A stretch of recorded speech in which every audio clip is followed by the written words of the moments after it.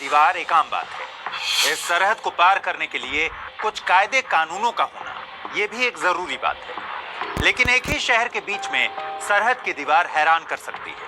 सरहद के दोनों तरफ के लोगों को एक दूसरे से मिलने जुलने पर पाबंदी अजीब लग सकती है, लेकिन 1960 के दशक में यूरोप में ऐसा ही हुआ। जर्मनी के बर्लिन शहर के बीचों बीच एक दीवार खड़ी कर दी गई। वही बर्लिन की दीवार जिसे अत्याचार का प्रतीक कहा गया, वही दीवार जो साम्यवादी और पूंजीवादी के बीच अदावत की निशानी बनी। सेकेंड वर्ल्ड वॉर में पूंजीवादी अमेरिका और साम्यवादी रूस साथ साथ लड़ रहे थे, लेकिन उनकी अदावत ने पहले बर्लिन और फिर जर्मनी के विभाजन की नींव रखी। जर्मनी ईस्ट और वेस्ट में बट गया। ईस्ट जर्मनी का साम्यवाद वेस्ट के पूंजीवाद के साथ दौड़ रहा था, लेकिन हर रोज वह थक रहा था। ईस्ट की प्रतिभा वेस्ट में पलायन कर रही थी। वहां जरूरी कामगारों की कमी हो रही थी। सत्ताधारी कम्युनिस्ट पार्टी को दीवार खड़ी करना ही एकमात्र उपाय सूझा, लेकिन बात बनी नहीं। महज 3 दशक बाद ही दीवार धाराशायी हो गई। दीवार का खुलना उसके ढाह दिए जाने का जरिया बन गया और इतिहास का अंत हो गया।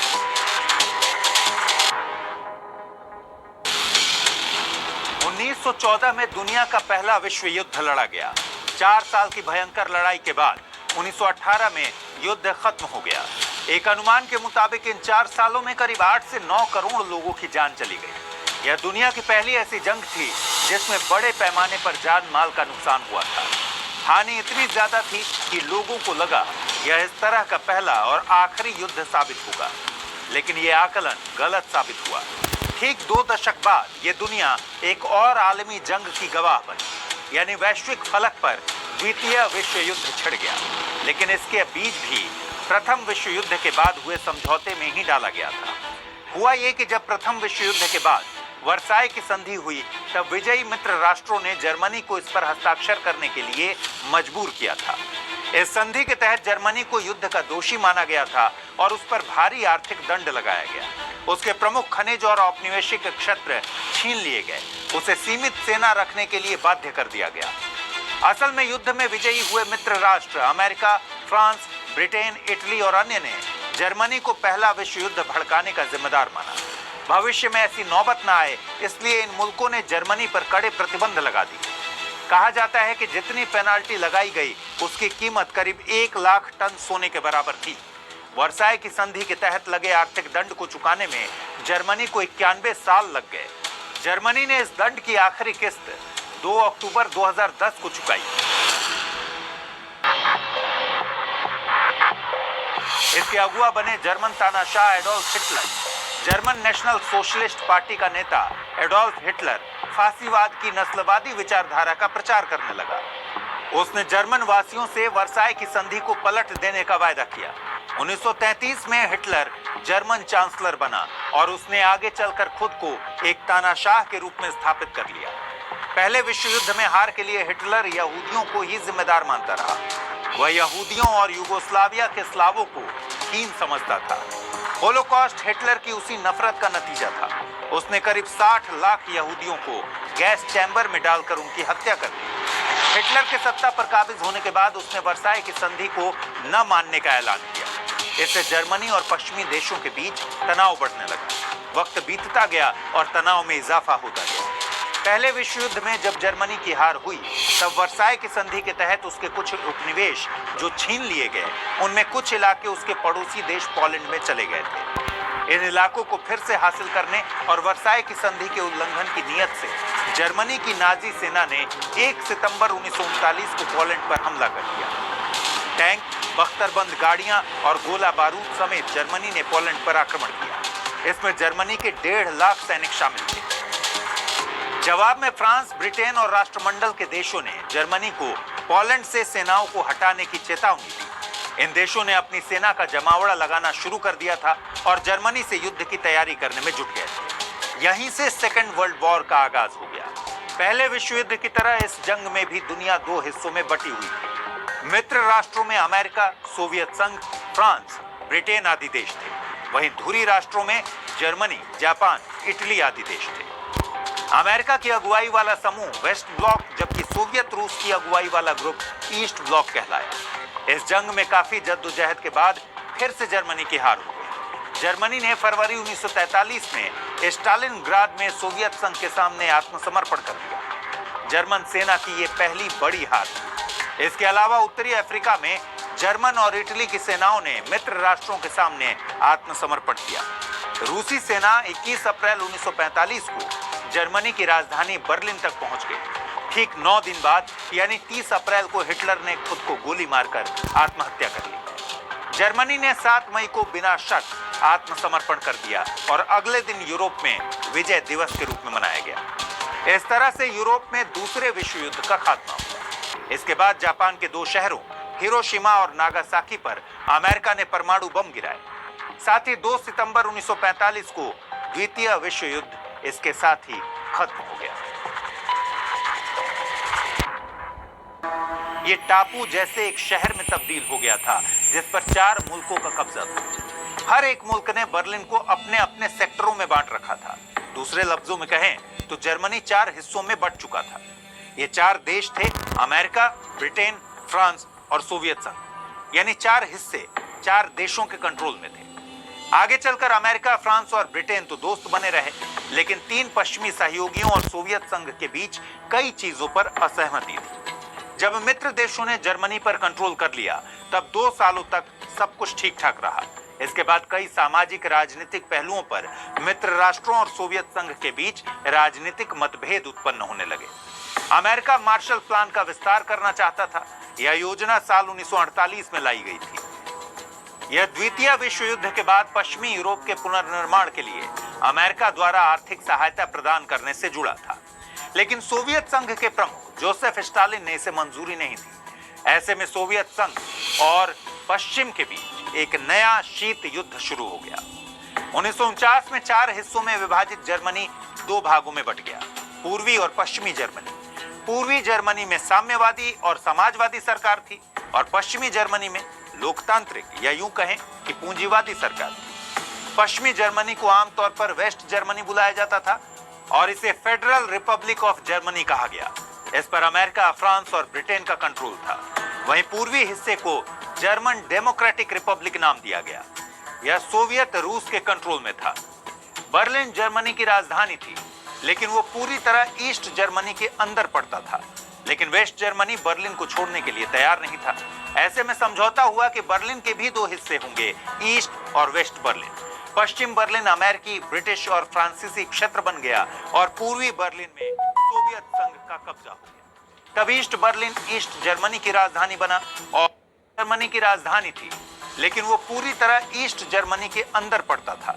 लेकिन वेस्ट जर्मनी बर्लिन को छोड़ने के लिए तैयार नहीं था।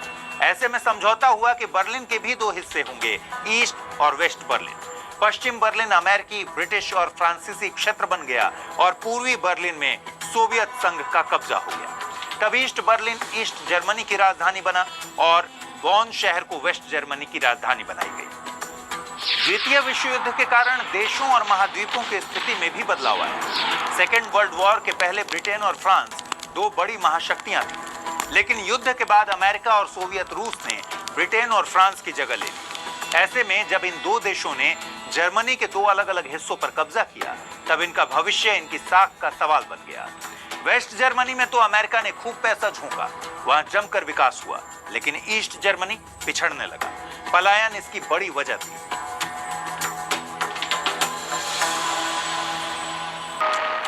यानी वेस्ट जर्मनी के छात्र भी शिक्षा के लिए ईस्ट जर्मनी जाते थे, लेकिन जब ये युवा पढ़ाई पूरी कर लेते तो वेस्ट जर्मनी वापस लौट आते। वेस्ट जर्मन के युवा तो वापस जाते ही थे, ईस्ट जर्मनी के डॉक्टर, इंजीनियर, प्रोफेसर, तकनीकी विशेषज्ञ भी पलायन कर वेस्ट जर्मनी चले जाते थे। इसकी वजह थी कि पश्चिमी जर्मनी एक पूंजीवादी देश था। इन पेशेवर डॉक्टर्स और इंजीनियर्स को वहां मोटी कमाई होती थी। धीरे धीरे करके हजारों की तादाद में प्रोफेसर, डॉक्टर, इंजीनियर वगैरह वेस्ट जर्मनी पलायन कर गए। ऐसा अनुमान है कि 1949 से 1960 के दौरान करीब 1000 यूनिवर्सिटी प्रोफेसर, 16000 अध्यापक, 5000 डॉक्टर और कई 100 इंजीनियर और तकनीकी विशेषज्ञ ईस्ट से वेस्ट जर्मनी चले गए। करीब करीब 40,000 पेशेवरों ने इस दौरान पलायन का रास्ता चुना। कहीं कहीं तो इसकी संख्या 1 लाख से ज्यादा भी बताई जाती है। ये वो लोग थे जिन्हें अच्छी शिक्षा पूर्वी जर्मनी में मिली, लेकिन इस प्रतिभा के पलायन के कारण फायदा पश्चिमी हिस्से को मिलने लगा। इनमें अधिकतर वो थे जो कार्यबल का हिस्सा थे, उच्च शिक्षा से लैस और काम करने वाले युवा लोग थे। ईस्ट जर्मनी को इसका बड़ा आर्थिक लाभ मिल सकता था, लेकिन उसे तगड़ा झटका लगा। पूर्वी जर्मनी को लगातार नुकसान होने लगा। जो लोग पूर्वी जर्मनी छोड़ना चाहते थे, उनमें से ज्यादातर पश्चिमी बर्लिन आते और वहां से विमान के द्वारा आसानी से पश्चिमी जर्मनी चले जाते।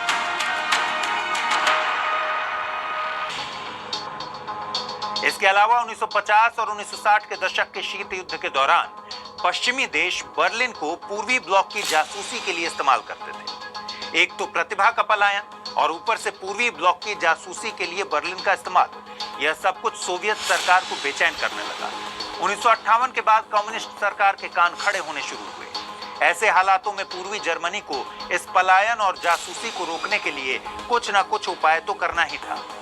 बर्लिन को चला रहे चारों मुल्कों के बीच इस बात पर भी रजामंदी हुई थी कि शहर में उनके नियंत्रण वाले इलाकों की सीमाएं खुली रखी जाएंगी, लेकिन इस शर्त से ईस्ट जर्मनी से पलायन को और शह मिल रहा था।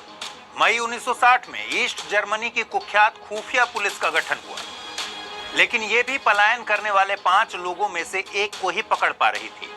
1961 में सोवियत संघ के नेताओं ने इस पलायन को रोकने के लिए एक योजना बनाई। तय हुआ कि बर्लिन को 2 हिस्सों में बांटने वाली रेखा पर एक दीवार खड़ी कर दी जाए ताकि दोनों देशों के लोग एक दूसरे देश में दाखिल ना हो सके। जर्मनी के नेता वाल्टर उल्ब्रिख्ट ने पूर्वी जर्मनी सरकार के सामने बर्लिन की दीवार की कल्पना रखी। सोवियत नेता निकिता क्रुश्चेव ने इसे मंजूरी दी। तय हुआ कि पहले कटीले तार से बर्लिन की सीमा रेखा को घेरा जाएगा और बाद में पक्की दीवार बनाई जाएगी।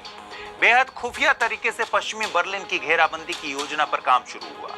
बहुत कम लोगों को इसकी जानकारी दी गई। कई आला अधिकारियों को भी इस योजना से अनजान रखा गया। कहा जाता है कि पूर्वी जर्मनी में केवल 60 लोगों को यह पता था कि ऐसा कुछ होने जा रहा है। इस काम को शनिवार की रात शुरू कर रविवार की सुबह तक खत्म करने की योजना बनी। 24 जुलाई को कम्युनिस्ट पार्टी के सुरक्षा विभाग ने हिसाब लगाया कि इस काम में 27,000 लोगों को काम पर लगाना होगा और इसके लिए 500 टन कटीले तार लगेंगे। लोहे के कटीले तार को सीमावर्ती इलाकों से आहिस्ता आहिस्ता राजधानी पहुंचाया गया। कटीले बाढ़ से घेराबंदी के काम को अंजाम देने के लिए सुरक्षा व्यवस्था के नाम पर टैंक तैनात किए गए। गोपनीयता इस कदर बरती गई कि पश्चिमी ताकतों को इसकी जरा भी भनक तक नहीं लगी। आखिरकार 1961 में 12 और 13 अगस्त की रात को इस काम को अंजाम दिया गया।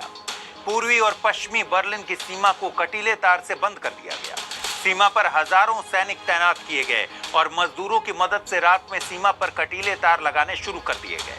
कंक्रीट के पोल जल्दबाजी में खड़े कर दिए गए। यहां तक कि पहले से मौजूद लैंप पोस्ट को भी घेराबंदी के लिए उपयोग में लाया गया। सड़कों पर जल रही लाइट्स को बंद कर दिया गया था ताकि पश्चिमी हिस्से में रहने वाले लोगों को इस दीवार की भनक न लग सके और लोग विरोध में खड़े न हो जाएं। पूर्वी और पश्चिमी बर्लिन के बीच कुल 155 किलोमीटर लंबी दीवार खड़ी हो चुकी थी। इस दीवार के कारण कई परिवार बंट गए। एक ही परिवार का एक घर दीवार के इस तरफ था तो दूसरा घर दीवार के उस तरफ। लोग समझ ही नहीं पा रहे थे कि आखिर ये हो क्या रहा है। 4 दिनों बाद पश्चिमी जर्मनी की परवाह किए बिना पूर्वी जर्मनी में कंक्रीट से बने ज्यादा स्थायी ढांचे का निर्माण शुरू हो गया। यही बर्लिन की दीवार थी। ईस्ट जर्मनी की सरकार इस दीवार को बनाकर पश्चिमी हिस्से में जाने वाले लोगों को रोकने में सफल तो हो गई, लेकिन उनका यह फैसला उन पर ही भारी पड़ा। इस दीवार का बनना समाजवादी सरकार के प्रचार तंत्र के लिए बहुत बुरा साबित हुआ। बहुत से लोगों ने सीमा पार करने के लिए अनोखे और जानलेवा तरीके अपनाए। बहुत से लोगों को सीमा पार करते हुए गोली मार दी गई। पश्चिमी जर्मनी के लोगों के लिए यह दीवार अत्याचार का प्रतीक बन गई। असल में 155 किलोमीटर की लंबी दीवार एक नहीं बल्कि 2 थी। आमने सामने कंक्रीट की 2 दीवारें खड़ी की गई थीं, जिनकी ऊंचाई 13 फीट थी। इन 2 दीवारों के बीच की दूरी करीब 100 मीटर थी। इसे जर्मन वासियों ने एक खास नाम दिया हुआ था। उन्होंने इसे डेथ ट्रैप कहा। इसकी वजह थी कि 2 दीवारों के बीच की खाली जगह में लैंडमाइंस बिछी हुई थी और ट्रिप वायर लगे हुए थे। इन वायरों को छूते ही मशीन गन की गोलियां चलने लगती थी। साथ ही चप्पे चप्पे पर सिपाही दिन रात पहरा दिया करते थे। दीवार पार करने की कोशिश करने वालों को देखते ही गोली मारने का आदेश था। इसलिए इसे पार कर दूसरी तरफ जाना लगभग नामुमकिन था। ऐसा कहा जाता है कि इस दीवार को पार करने की हजारों कोशिशें हुई। सैकड़ों लोगों को पार करते हुए गोली मारी गई। पूर्वी जर्मनी की सरकार ने अपने नागरिकों के लिए नया फरमान भी जारी कर दिया। इसके मुताबिक नागरिकों को मित्र साम्यवादी देशों में जाने की आजादी थी, लेकिन पश्चिमी और तीसरी दुनिया के देशों में जाना उनके लिए मना था।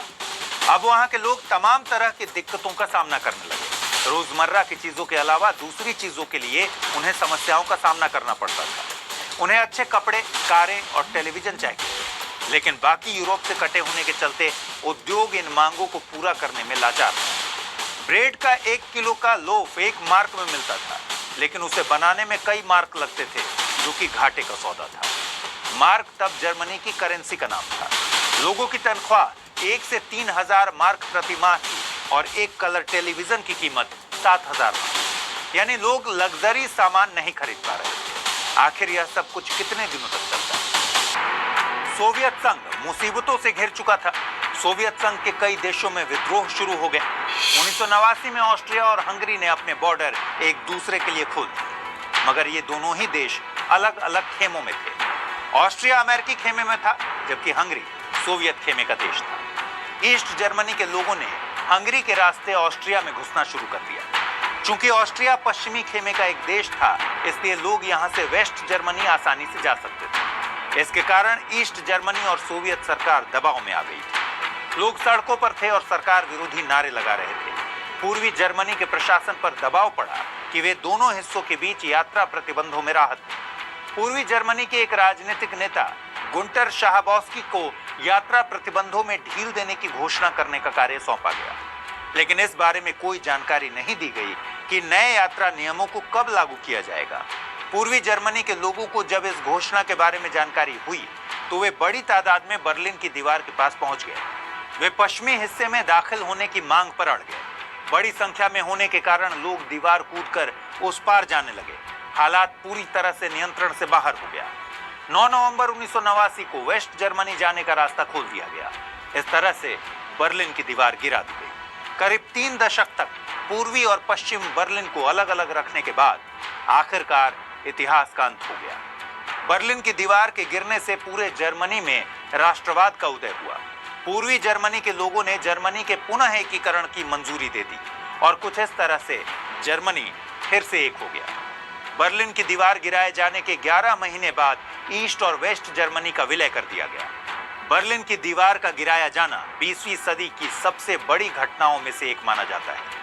इसकी वजह है कि इसी दिन से सोवियत संघ की भी उल्टी गिनती शुरू हो गई। कुछ वक्त बाद सोवियत संघ का भी विघटन हो गया। लोगों ने हथौड़ों और कुल्हाड़ियों से दीवार गिरा दी। 150 किलोमीटर से ज्यादा लंबी इस दीवार का अधिकतर मलबा दूसरे निर्माण कार्यों में इस्तेमाल कर लिया गया। कुछ टुकड़ों की नीलामी हुई और कुछ को कई देशों के म्यूजियम में सहेज कर रख दिया गया।